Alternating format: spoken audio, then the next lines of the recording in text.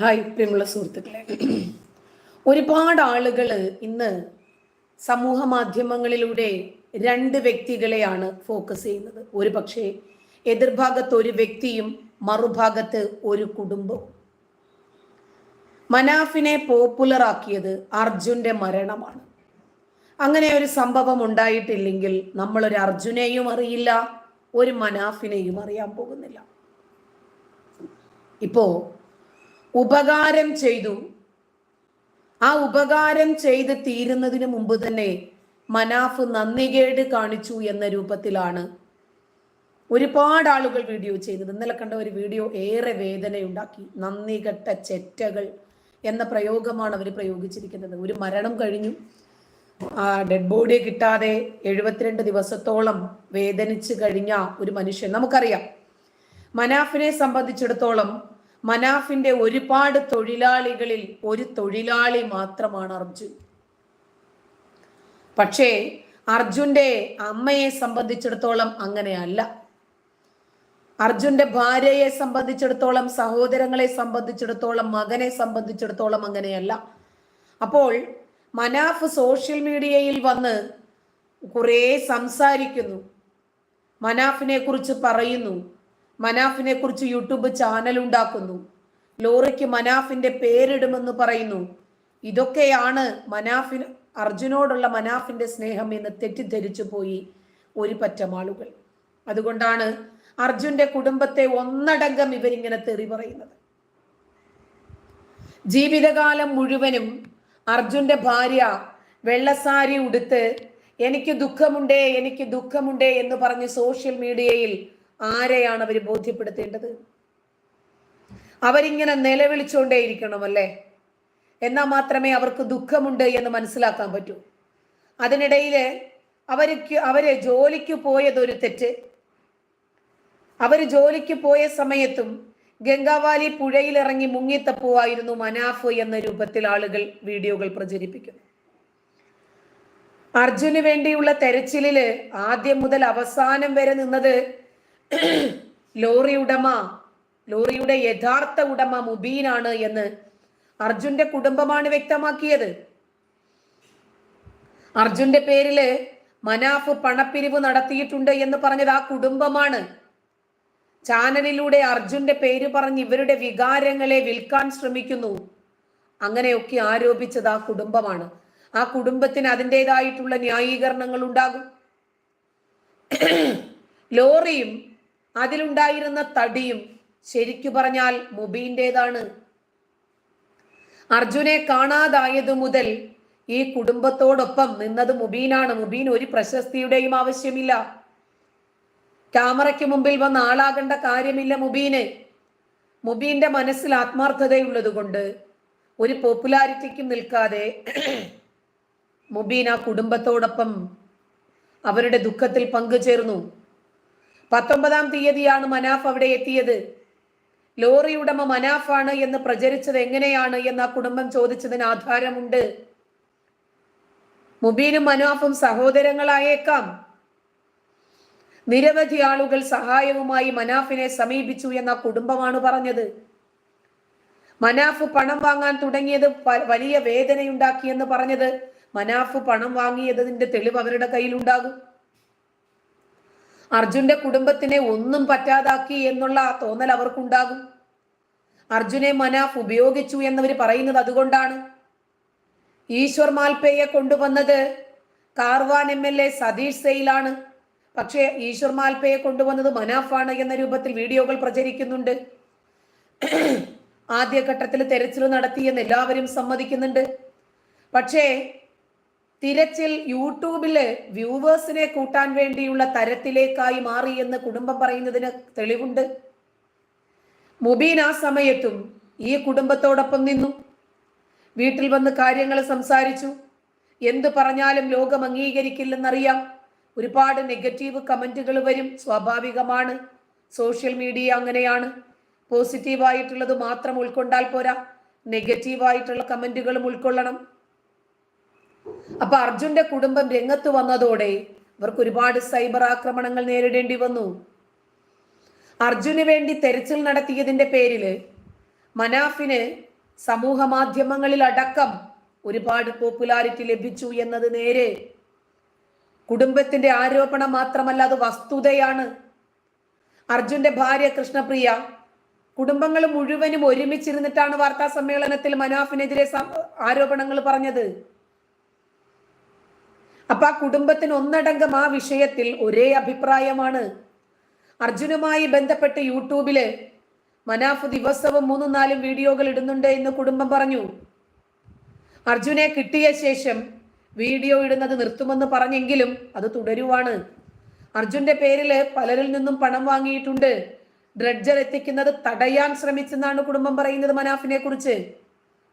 കുടുംബവുമായി നേരിട്ട് മനാഫ് ബന്ധപ്പെട്ടിരുന്നില്ല. അവര് വിളിച്ചിട്ട് ഫോൺ എടുത്തില്ല. ഒരുപാട് വസ്തുതകൾ അവർ പറയുന്നുണ്ട്. അവരുടെ വേദനകളാണ് അതൊക്കെ. മനാഫ് ആരോപണങ്ങളൊക്കെ നിഷേധിച്ച് രംഗത്ത് വന്നു. യൂട്യൂബ് ചാനൽ തുടങ്ങിയത് മനാഫിനെ മറന്നു തുടങ്ങുന്ന ആളുകളെ കൃത്യമായ രൂപത്തിൽ കാര്യങ്ങൾ അറിയിക്കുന്നതിന് വേണ്ടിയാണെന്നും ആ രൂപത്തിൽ ഒരു പ്രസിദ്ധി താൻ ആഗ്രഹിച്ചിട്ടില്ലെന്നും ആരിൽ നിന്നും പണം വാങ്ങിയിട്ടില്ലെന്നും തെരച്ചിലുമായി ബന്ധപ്പെട്ട് സ്വന്തം സ്വത്തുവരെ നഷ്ടമായെന്നും അർജുന്റെ കുടുംബം ഇപ്പോൾ തനിക്കെതിരെ പറയുന്നത് എന്തുകൊണ്ടാണെന്നും ഒക്കെ പറഞ്ഞ് വീണ്ടും സോഷ്യൽ മീഡിയയിൽ വന്നിട്ട് ഇരവാദം ഉന്നയിച്ച് ഒരു വിക്ടിം കാർഡ് ഇറക്കാനാണ് മനാഫ് ശ്രമിക്കുന്നത് എന്നുള്ള ആരോപണങ്ങൾ വർദ്ധിച്ചു വരുന്നുണ്ട്. അത് ഇല്ലാത്ത വസ്തുതകളല്ല. ഇത് സോഷ്യൽ മീഡിയയാണ്. ഇതിനകത്ത് ഓഡിറ്റിങ്ങിന് എല്ലാവരും വിധേയരായിക്കൊണ്ടിരിക്കണം. സോഷ്യൽ മീഡിയയുടെ പ്രത്യേകത അതാ. സോഷ്യൽ മീഡിയയില് നമ്മൾ വന്നു പോയോ, അതിനകത്ത് ഒരു കറുത്ത ബോക്സ് ഉണ്ട്, അതും ആ ബുക്കും തന്നെ. അപ്പോൾ സ്വാഭാവികമാണ് നമ്മൾ സോഷ്യൽ മീഡിയയിൽ വന്നു പോയിട്ടുണ്ടെങ്കിൽ സോഷ്യൽ ഓഡിറ്റിങ്ങിന് നമ്മൾ വിധേയരാകണം. നെഗറ്റീവായിട്ടും പോസിറ്റീവായിട്ടും ഒക്കെയുള്ള അഭിപ്രായങ്ങൾ കേൾക്കാൻ നമ്മൾ ബാധ്യസ്ഥരാണ്. അർജുന്റെ കുടുംബത്തിന്റെ ആരോപണങ്ങൾ തികച്ചും ബാലിശമാണ് എന്ന് ലോറി ഉടമ മനാഫ് പറഞ്ഞു. ആയിരിക്കും, ഒരു പക്ഷേ മനാഫിന് അങ്ങനെ തോന്നുന്നുണ്ടാകും. അത് ബാലിശമാണെന്ന്. അവരെ സംബന്ധിച്ചിടത്തോളം അത് വളരെ ക്ലിയർ കട്ടാണ്. അർജുൻ മാത്രമല്ല, തന്റെ എല്ലാ ജോലിക്കാരും കുടുംബാംഗങ്ങളെ പോലെയാണെന്ന് മനാഫ് പറയുന്നു. അങ്ങനെ ആയിരിക്കും. അന്വേഷണത്തെ നേരിടാൻ മനാഫ് റെഡിയാണ്. മതസ്പർദ്ധ വളർത്തി എന്ന രൂപത്തിൽ ഒരു കേസ് മനാഫിനെതിരെ വിവിധ വകുപ്പുകളിൽ ആ വകുപ്പ് കൂടി പെട്ടിട്ടുണ്ട്. മനാഫ് ഇതുവരെ മതസ്പർദ്ധ വളർത്താൻ ശ്രമിച്ചിട്ടില്ല എന്ന് മനാഫ് പറയുന്നു. ഏറ്റവും ഒടുവിലായി മനാഫ് പറയുന്നത്, എനിക്കും മടുത്തു, കുറച്ച് ദിവസം എന്നെ ജയിലിലിട്ടോളൂ. അർജുന്റെ കുടുംബത്തോട് മാപ്പ് പറഞ്ഞതല്ലേ എന്നും ലോറി ഉടമ മനാഫ് ചോദിക്കുന്നു. അർജുനെ കിട്ടിയപ്പോഴെങ്കിലും സമാധാനം ലഭിക്കുമെന്ന് കരുതി ഇപ്പോൾ മാനസികമായി തകർന്നു. മനാഫിന്റെ പ്രതികരണം 24 എൻകൗണ്ടർ പ്രൈമിലൂടെ പുറത്തു വന്നത് നമ്മൾ എല്ലാവരും കണ്ടതാണ്. മതങ്ങളെ തമ്മിൽ അടുപ്പിക്കാൻ ശ്രമിച്ചിട്ടില്ല. അർജുന്റെ കുടുംബത്തിനെതിരെ കമന്റ് ഇടരുത് എന്നും ആക്രമിക്കരുത് എന്നും പൊതുസമൂഹത്തോട് ഞാൻ പറഞ്ഞതാണെന്നും എന്നെ കൊണ്ട് കഴിയും വിധം ആളുകളോട് അഭ്യർത്ഥിച്ചിട്ടുണ്ടെന്നും പറഞ്ഞ മനാഫ് വിതുമ്പിപ്പൊട്ടുന്നു.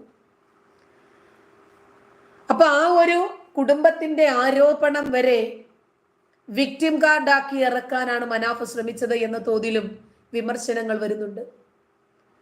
ഈ സമയം വരെ അർജുന്റെ കുടുംബത്തിന് അനുകൂലമായി നിന്നെന്നും ഇനി അങ്ങോട്ടും അവരെ കൂട്ടി തന്നെയാണ് മുമ്പോട്ട് പോകുന്നതെന്ന് മനാഫ് പറഞ്ഞു കൂടുതൽ ഓഡിയൻസിനെ പിടിച്ചെടുത്തിട്ടുണ്ട്. ചിലപ്പോൾ അത് യാഥാർത്ഥ്യമായിരിക്കും. യൂട്യൂബ് ചാനൽ ഉണ്ടാക്കിയത് തെറ്റാണെന്നോ അതൊന്നും നമുക്ക് ആർക്കും അഭിപ്രായമില്ല. യൂട്യൂബ് ഈ ചാനൽ ഉണ്ടാക്കല് ഒരാൾക്ക് മാത്രമുള്ള വസ്തുതയല്ല, ഒരാൾക്ക് മാത്രമുള്ള റൈറ്റ്സ് അല്ല. ഓരോരുത്തർക്കും അവനവന് ശരി എന്ന് തോന്നുന്നത് ചെയ്യാൻ അത് നമുക്ക് ഈ രാജ്യം തരുന്ന സ്വാതന്ത്ര്യമാണ്. ഈ രാജ്യം എല്ലാവർക്കും ഒരേപോലെയുള്ള അവകാശങ്ങൾ തന്നെയാണ് നൽകുന്നത്. നമുക്കൊക്കെ യൂട്യൂബ് ചാനൽ തുടങ്ങാം, അതിലൂടെ വീഡിയോകൾ ചെയ്യാം, പ്രചരിപ്പിക്കാം. അതെന്താ മനാഫിനത് പാടില്ല എന്നുണ്ടോ? ഇവിടെ അതൊന്നുമല്ല വിഷയം. ഇവിടെ ആ കുടുംബത്തിന്റെ വൈകാരികതയെ വിൽക്കാൻ ശ്രമിച്ചു, അതുവഴി ഫോളോവേഴ്സിനെ ഉണ്ടാക്കാൻ ശ്രമിച്ചു. ഒരൊറ്റ യൂട്യൂബ് ചാനല് 2 ദിവസം കൊണ്ട് 4 ലക്ഷത്തിലേക്ക്. ഒരു പക്ഷേ മനാഫിനെ പിന്തുണയ്ക്കുന്ന അത്രയും ആളുകൾ ഉണ്ടാകാം. അത് അർജുന്റെ പേരിലാണ് എന്നുള്ളതായിരിക്കും ആ കുടുംബത്തിന്റെ പ്രയാസം. ശിരൂരിലാണ് മണ്ണിടിച്ചിലില് ലോറി ഡ്രൈവറായ കണ്ണാടിക്കൽ സ്വദേശി അർജുൻ മരിച്ചത്. ആ കുടുംബങ്ങള് അവർക്ക് തോന്നിയ ഒരുപാട് വിഷമങ്ങൾ, പ്രയാസങ്ങൾ, പ്രശ്നങ്ങൾ സോഷ്യൽ മീഡിയയിലൂടെ ഒരു പ്രസ് മീറ്റിലൂടെ പബ്ലിക്കിനോട് പറഞ്ഞു. അതോടുകൂടി ആ കുടുംബത്തിനെതിരെയുള്ള ആക്രമണം ഭയങ്കരമായി. മതവൈരം വളർത്തുന്ന രീതിയിൽ പ്രചാരണങ്ങൾ നടത്തിയ 6 യൂട്യൂബർമാർക്കെതിരെയും ലോറി ഉടമ മനാഫിന്റെ യൂട്യൂബ് ചാനലിൽ കമന്റ് ഇട്ട ഒട്ടേറെ ആളുകൾക്കെതിരെയും നടപടി ഉണ്ടാകുമെന്നാണ് പ്രാഥമികമായ വിലയിരുത്തൽ.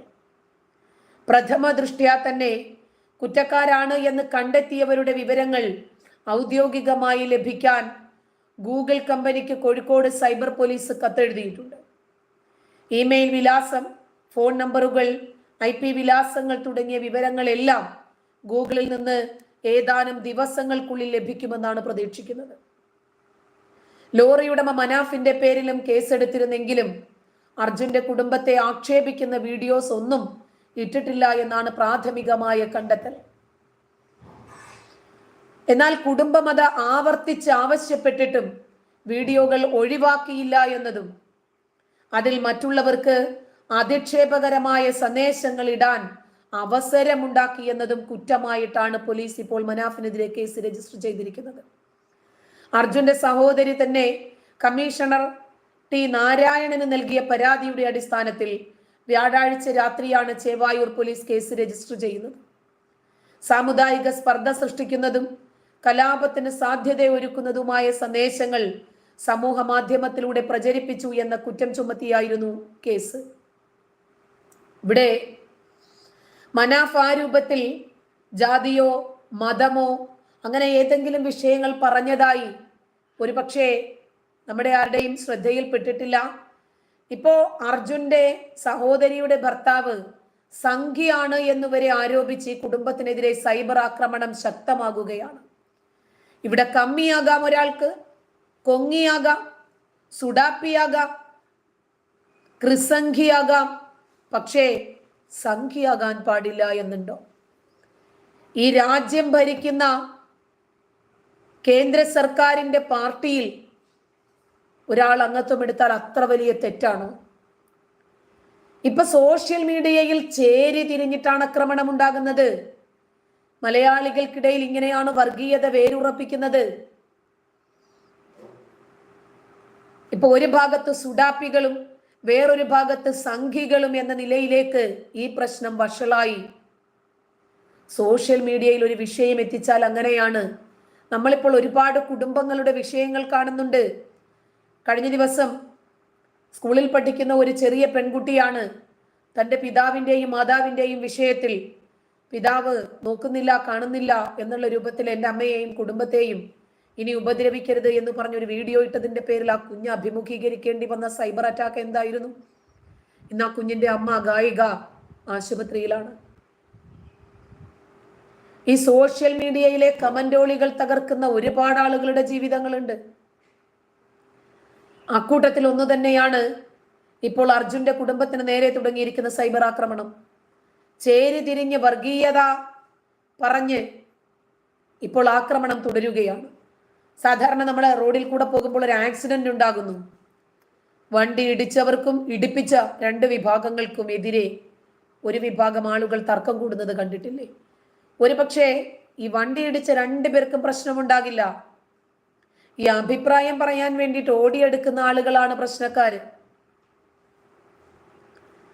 ഇപ്പോ ഈ കുടുംബം തന്നെ മനാഫിനെതിരെ നടത്തിയ ആരോപണങ്ങൾക്ക് ശേഷമാണ് രൂക്ഷമായ രൂപത്തിൽ ഈ കുടുംബത്തിനെതിരെ അധിക്ഷേപവും പരിഹാസവും ഉണ്ടാകുന്നതും മനാഫിന് അനുകൂലമായി 4 ലക്ഷത്തോളം ഫോളോവേഴ്സ് ഉണ്ടാകുന്നതും. മനാഫ് പല വിഷയങ്ങളിലും അനാവശ്യമായ ഇടപെടലുകൾ നടത്തിയെന്നത് ശരിയാണ്.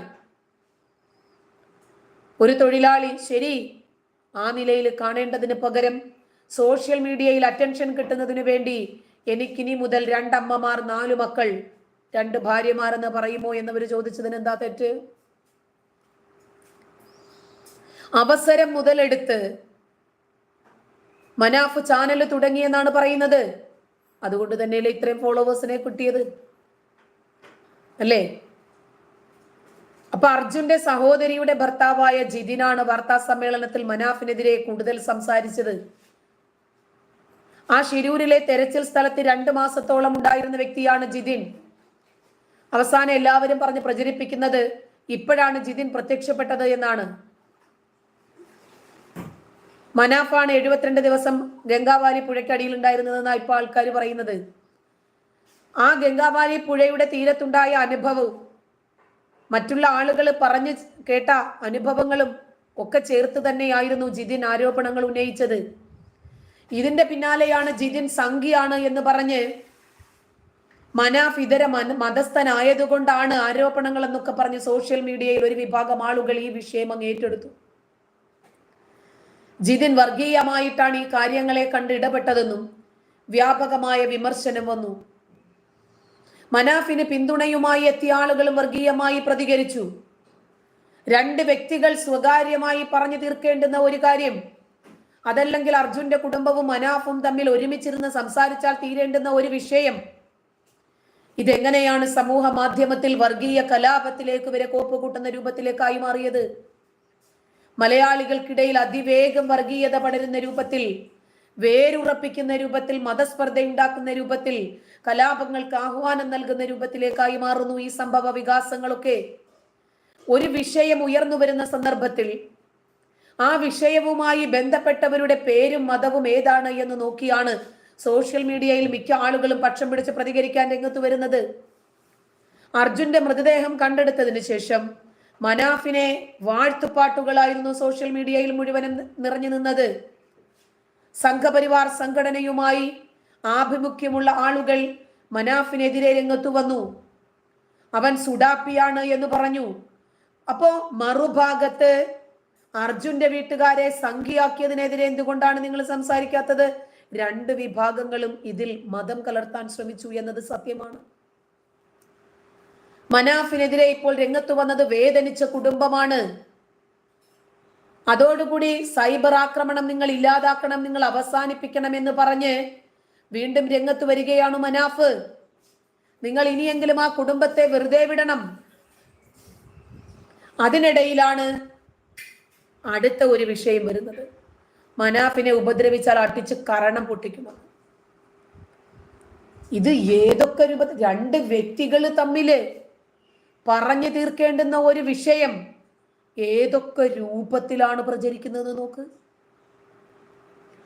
സമൂഹത്തിൽ ചേരിതിരിവുണ്ടാക്കാൻ ശ്രമം നടത്തി എന്ന് പറഞ്ഞ് വിവിധ വകുപ്പുകൾ ചുമത്തിയ പോലീസാണ് ഇപ്പോൾ മനാഫിനെതിരെ കേസിട്ടിരിക്കുന്നത്. ആ കുടുംബത്തിന്റെ മാനസികാവസ്ഥയും വൈകാരികതയും മനാഫ് മുതലെടുത്തു എന്നത് ശരിയാണ്. അത് തന്നെയാണ് FIR-ൽ പറഞ്ഞിട്ടുള്ളത്. അർജുന്റെ ജീവിച്ചിരിക്കുന്നെങ്കിൽ അങ്ങനെ, അതല്ല മരിച്ചെങ്കിൽ ഡെഡ് ബോഡി എങ്കിലും എന്ന രൂപത്തിലായിരുന്നു പിന്നീട് രക്ഷാപ്രവർത്തനം മുന്നോട്ട് പോയത്. അതിനിടയിൽ മനാഫും മുങ്ങൽ വിദഗ്ധനായ ഈശ്വർ മാൽപേയും നാടകം കളിച്ചു എന്ന് പറഞ്ഞത് ആ കുടുംബം മാത്രമല്ല, അവിടുത്തെ MLA-യും SP-യും അടക്കം പറഞ്ഞിട്ടുണ്ടത്. അന്വേഷണം വഴിതിരിച്ചുവിടാൻ ഇവർ ശ്രമിച്ചു. 2 ദിവസമാണ് ആ ഡെഡ് ബോഡി കിട്ടുന്നതിൽ നിന്നും മാൽപേ ആ രക്ഷാപ്രവർത്തകരെ തടഞ്ഞത്. ഇതൊക്കെ അവര് കുടുംബം അധിക്ഷേപിച്ചതോ വിമർശിച്ചതോ മാത്രമല്ല, അവരുടെ ആരോപണങ്ങൾ മാത്രമല്ല, ഇത്തരം വസ്തുതകൾ ഇവിടെ നിൽക്കുന്നുണ്ട്. അർജുന്റെ പേരിൽ മനാഫ് യൂട്യൂബ് ആരംഭിച്ചു, പണപ്പിരിവ് നടത്തി, അവരുടെ വൈകാരികതയെ വിൽക്കാൻ ശ്രമിച്ചു, അവരുടെ കുടുംബത്തെ അനാവശ്യമായി ദരിദ്ര പാമരന്മാരായി ചിത്രീകരിച്ചു. മകനെ സ്വന്തം മകനെ പോലെ, അമ്മയെ സ്വന്തം അമ്മയെ പോലെ, ഇങ്ങനെ എല്ലാവരെയും ഏറ്റെടുക്കാൻ ശ്രമിച്ചു. അത്തരം വൈകാരികതകളൊന്നും വേണ്ടിയിരുന്നില്ല എന്ന് ആ കുടുംബം പറഞ്ഞു. അവർക്കത് വേണ്ടായിരിക്കും. പിന്നീട് അർജുന്റെ സഹോദരിയുടെ ഭർത്താവായ ജിതിനെതിരെയാണ് രൂക്ഷമായ ആക്രമണം. രാഷ്ട്രീയ കാര്യങ്ങൾ ഇതിനകത്തേക്ക് വന്നു, വർഗീയത വന്നു, മതം വന്നു. ഇത്തരത്തിലൊരു ആരോപണം ഈ കുടുംബത്തെ കൊണ്ട് ഉന്നയിപ്പിക്കുന്ന ആളുകൾക്ക് പിന്നിൽ പ്രധാനപ്പെട്ട ലക്ഷ്യങ്ങളുണ്ടെന്ന് വരെ വന്നു. പക്ഷേ അർജുന്റെ കുടുംബം ഉയർത്തിയ ആരോപണങ്ങളൊക്കെ ലോറി ഉടമ മനാഫ് പാടെ നിഷേധിക്കുകയാണ്. രക്ഷാപ്രവർത്തനവുമായി ബന്ധപ്പെട്ട് വൈകാരികത മുതലെടുപ്പ് താൻ നടത്തിയിട്ടില്ല, ഇതിന്റെ പേരിൽ പണം പിരിച്ചിട്ടില്ല, അങ്ങനെ എങ്ങാനും തിരിഞ്ഞാൽ നിങ്ങൾ എന്നെ എറിഞ്ഞു കൊന്നോളാനാ പറഞ്ഞത്.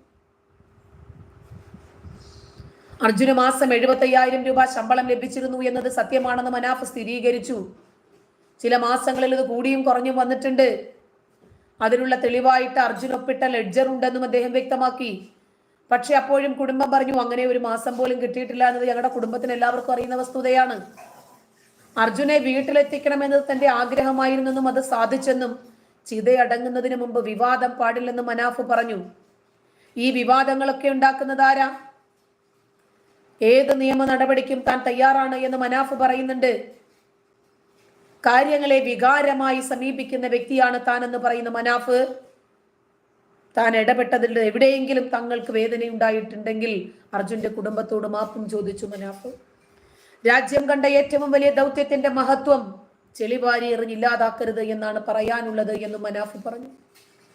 ഇതിനിടയിലാണ് മനാഫ് എന്ന മനുഷ്യ സ്നേഹിയെ മതം പറഞ്ഞ് അപമാനിക്കുന്ന കപട മനസ്സുകളെ കൂടി നമ്മൾ തിരിച്ചറിയേണ്ടത്.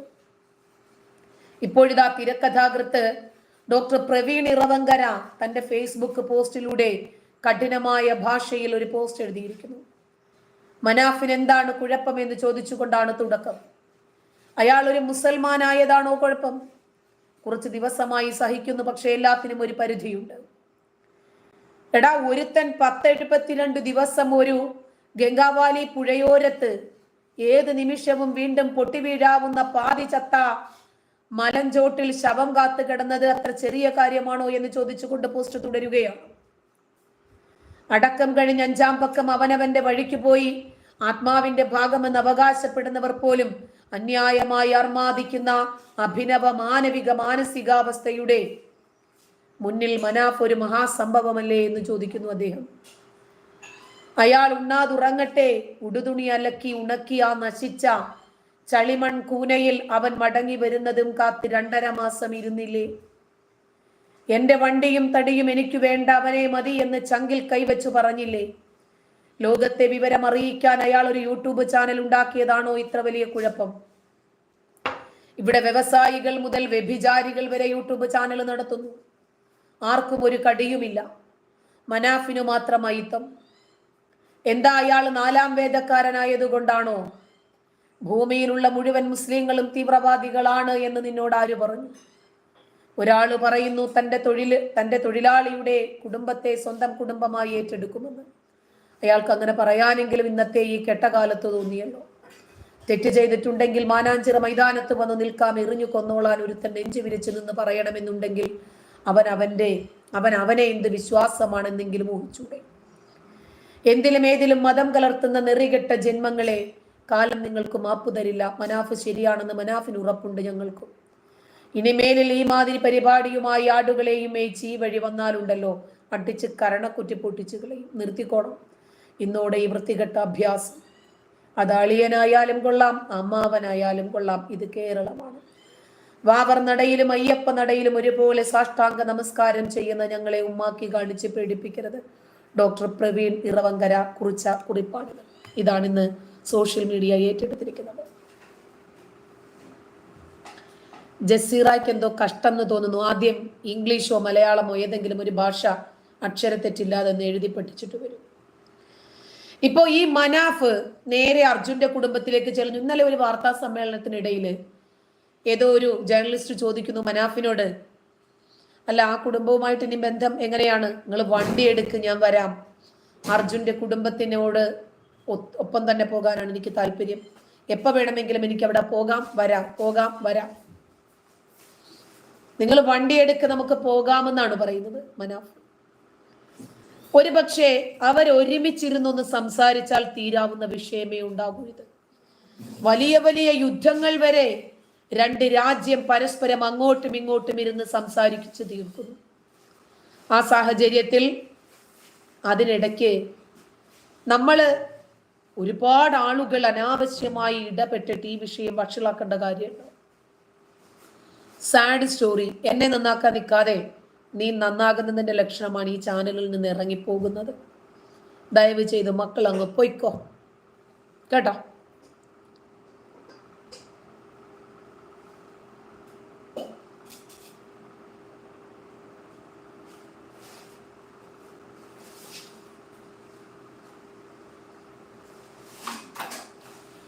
അതെ, തൽക്കാലം ഒരു കാര്യം ചെയ്യും, നിങ്ങൾ എല്ലാവരും കൂടി ചേർന്ന് നരേന്ദ്രമോദിയോട് തൽക്കാലം കുറച്ച് നാളത്തേക്കൊന്ന് ലീവ് എടുക്കാൻ പറഞ്ഞിട്ട് മനാഫിനെ പിടിച്ചൊന്ന് പ്രധാനമന്ത്രിയാക്കാൻ പറ്റുമോ എന്ന് നോക്ക്. കാരണം ഈ കമന്റ് ബോക്സിനകത്ത്, ഈ ചാറ്റ് ബോക്സിനകത്ത് വന്ന് തെറി പറഞ്ഞ അഭിപ്രായങ്ങൾ പറഞ്ഞു മനാഫിനെ വാനോളം പൊക്കി മൂത്താപ്പയാക്കുന്ന ആളുകളുണ്ടല്ലോ. വസ്തുതകൾ ഏത് മൂത്താപ്പ ചെയ്താലും ശരി, അടിസ്ഥാനമായിട്ട് നമ്മൾ സംസാരിക്കും. അതിനകത്ത് ജാതിയോ മതമോ വർഗീയതയോ രാഷ്ട്രീയമോ ഒന്നും കലർത്തില്ല. വിഷയങ്ങൾ പറയും, വിഷയാധിഷ്ഠിതമായിട്ട് സംസാരിക്കും. ആരുടെയും പക്ഷം പിടിച്ചു നിന്ന് സംസാരിക്കേണ്ട കാര്യമില്ല. നിങ്ങൾ കുറച്ച് ദിവസത്തെ കഥ ഞാൻ പറഞ്ഞത്, മനാഫിനെ പിടിച്ചത് പ്രധാനമന്ത്രിയാക്കാൻ പറ്റുമോ എന്ന് നോക്ക്. വളരെ നന്നായിരിക്കും അത്. എന്നാ പിന്നെ മനാഫ് 72 ദിവസം ഗംഗാവാലി പുഴയ്ക്കയുടെ അടിയിൽ കിടന്ന് മുങ്ങിയതിന് എന്തെങ്കിലും ഒരു കാരണം, ഒരു തീരുമാനമാകുമല്ലോ. എന്നിട്ട് അർജുന്റെ കുടുംബത്തെ തീഹാർ ജയിലിൽ അടയ്ക്കാൻ പറ്റുമെങ്കിൽ നിങ്ങൾ അതിനും ഒന്ന് ശ്രമിക്കുക. കാരണം ഇപ്പൊ നിങ്ങളുടെ ഏറ്റവും വലിയ പ്രതിപക്ഷ സ്ഥാനത്ത് നിൽക്കുന്ന ശത്രുക്കൾ അർജുന്റെ കുടുംബമാണല്ലോ. ആ കുടുംബത്തിന്റെ വേദന, അവരനുഭവിച്ച പ്രയാസങ്ങൾ, പ്രശ്നങ്ങൾ, പ്രതിസന്ധികൾ അവര് തുറന്നു പറഞ്ഞു. എന്തായാലും ആ അമ്മയ്ക്കുണ്ടായ വേദനയുടെ അത്രയും വരില്ല മനാഫിന്റെ വേദന. കൃഷ്ണപ്രിയ എന്ന ഭാര്യയുടെ വേദനയുടെ അത്രയും വരില്ല മനാഫിന്റെ വേദന. ആ കുഞ്ഞിന് നഷ്ടപ്പെട്ട പിതാവ്. അപ്പോ മനാഫ് സോഷ്യൽ മീഡിയയിൽ ലൈവായി നിൽക്കുന്നു അറ്റൻഷന് വേണ്ടി. അതുകൊണ്ട് മനാഫിന് മാത്രം വേദന, മനാഫിന് മാത്രം അർജുന്റെ വിഷയത്തിൽ വിഷമം, ദുഃഖം കൊള്ളാലോ. ആ കുടുംബം പിന്നെ എന്ത് ചെയ്യണം? നെഞ്ചിലിടിച്ച് നിലവിളിക്കണോ സോഷ്യൽ മീഡിയയിൽ വന്നിട്ട് നിങ്ങളുടെയൊക്കെ മുമ്പിൽ? ദയവ് ചെയ്ത് എനിക്ക് ആ കുടുംബത്തോട് പറയാനുള്ളത്, ഈ കമന്റ് ബോക്സിൽ വരുന്ന കമന്റോളികളുടെ കമന്റുകൾ നോക്കി നിങ്ങൾ റെസ്പോണ്ട് ചെയ്യാൻ നിൽക്കരുത്. അവരുടെ ജോലി ഇതാണ്, കുത്തിത്തിരിപ്പുണ്ടാക്കുക. ചാറ്റ് ബോക്സിൽ വരിക, കമന്റ് ബോക്സിൽ വരിക, അനാവശ്യമായിട്ട് തോന്നിയത് എഴുതി പിടിപ്പിക്കുക. അവരവരുടെ വഴിക്ക് പോകും. നിങ്ങൾ പിന്നീട് ഇതിന്റെ മറുപടിയുമായി തെണ്ടി അലഞ്ഞു നടന്ന് വീണ്ടും അതിന് മറുപടിയുമായിട്ട് വരുമ്പോൾ വീണ്ടും ഇതുപോലെയുള്ള മാനസിക രോഗികളായ കമന്റോളികൾ വരും അനാവശ്യമായി സംസാരിക്കാൻ. അജേഷ്, പറയാനില്ല സത്യം. ഒരു കാര്യവുമില്ലാതെ തൻ്റെ മകനെ, തൻ്റെ ഭർത്താവിനെ, തൻ്റെ സഹോദരനെ, തൻ്റെ അളിയനെ രക്ഷപ്പെടുത്താൻ ശ്രമിച്ച ഒരു വ്യക്തിക്കെതിരെ അനാവശ്യമായ ആരോപണങ്ങൾ ആ കുടുംബമെന്നല്ല ഒരാൾക്കും പറയാൻ കഴിയില്ല. ഇദ്ദേഹം അവരുടെ വീട്ടിൽ പോയി അവരെ ആശ്വസിപ്പിച്ചിട്ടുണ്ടാവില്ല. അയാൾ സമൂഹ മാധ്യമത്തിൽ അയാൾ എൻ്റെ ചങ്കാണ്, അർജുന്റെ 2 കണ്ണും ദാ എൻ്റെ 2 കണ്ണുമാണ്, അർജുന്റെ ഭാര്യ ഇനി മുതൽ എൻ്റെ ഭാര്യയാണ് എന്ന് മാത്രം പറഞ്ഞില്ല, ബാക്കിയെല്ലാം പറഞ്ഞു കഴിഞ്ഞു. സോഷ്യൽ മീഡിയയിൽ അറ്റൻഷൻ കിട്ടുന്നതിന് വേണ്ടിയാണ് അയാൾ ഈ നാടകം കളിക്കുന്നത് എന്ന് അവർക്ക് തോന്നിയിട്ടുണ്ടെങ്കിൽ അതിനകത്ത് ഒരു തെറ്റുമില്ല. അയാൾ ഈ കിടന്ന് മറിയണതൊക്കെ നമ്മൾ കാണുമല്ലേ. ഏറ്റവും ഒടുവിലായി വിക്ടിം കാർഡ് ഇറക്കി അതും രക്ഷപ്പെടാൻ ശ്രമിക്കുന്നു, ആൾക്കാരുടെ കണ്ണിൽ പൊടിയിടാൻ ശ്രമിക്കുന്നു, ഇതൊക്കെ നമ്മൾ കണ്ടുകൊണ്ടിരിക്കുക. അപ്പോ ഈ ചാറ്റ് ബോക്സിനകത്ത് വന്നിട്ട് ഓരോന്ന് പറയുന്ന ആളുകളെ മദ്രസ പൊട്ടന്മാർ തൽക്കാലം ലിംഗവും യോനിയും ഒക്കെ ഒന്ന് മാറ്റി വെച്ചിട്ട് തലച്ചോറ് കൊണ്ട് ചിന്തിക്കണം, ഇതെന്റെ ലൈവാ, ഇത് എൻ്റെ ലൈവാ, ഇതിനകത്ത് നിൽക്കണോ, ഇത് നിർത്തി ഇറങ്ങി പോകണോ എന്ന് ചിന്തിക്കാനുള്ളത് എൻ്റെ മാത്രം റൈറ്റ്സാ. നമ്മളൊരു വീട്ടിലേക്ക് വലിഞ്ഞു കയറി ചെന്നിട്ട് ആ വീട്ടുകാരോട് ഇറങ്ങിപ്പോകാൻ പറയുന്നത് പോലെയാണ് കേട്ടോ. ഇത് എൻ്റെ ലൈവാ, താല്പര്യമില്ലേ ഇറങ്ങിപ്പോടാ മറ്റവനെ എന്ന് എനിക്ക് പറയാം. അതുകൊണ്ട് താല്പര്യമില്ലാത്ത ആളുകളെ ഒന്നും ഇങ്ങോട്ട് ഞാൻ വിളിച്ചില്ലല്ലോ. വലിഞ്ഞു കയറി വന്നിട്ട് വിവരദോഷികൾ എന്നോട് ഇറങ്ങിപ്പോകാൻ പറയുന്നത് മദ്രസ ബുദ്ധി ആയതുകൊണ്ടാ. 3 വയസ്സ് മുതൽ ബ്രെയിനിലേക്ക് ഇഞ്ചക്ട് ചെയ്യപ്പെടുന്ന മതവിഷം വേറെ ഏതെങ്കിലും ഒരു അമുസ്ലിം നാമധാരി അങ്ങനെ എന്തെങ്കിലും ആരുടെയെങ്കിലും ലൈവിൽ വന്നിട്ട് പറയുന്നു നോക്കിക്ക്, അവർക്ക് കൾച്ചർ കിട്ടി, അവർക്ക് സംസ്കാരം കിട്ടി, അവർക്കൊരു കോമൺ സെൻസ് ഉണ്ട്. വല്ലവരുടെയും ലൈവല്ലേ, ഞാൻ കയറി വന്നിട്ട് അവരോട് ഇറങ്ങിപ്പോകാൻ പറയേണ്ട കാര്യം എന്താ, ഞാൻ അങ്ങ് ഇറങ്ങിപ്പോയാ പോരെ എന്ന് ചിന്തിക്കാൻ ഒരു ബുദ്ധി മറ്റവർക്കുണ്ട്. മദ്രസ കുണ്ടന്മാർക്ക് അത് ഇല്ലാതെ പോയതാണ് ഈ പ്രശ്നം. അപ്പോൾ നമുക്കിനി വീണ്ടും കാണാം. നന്ദി.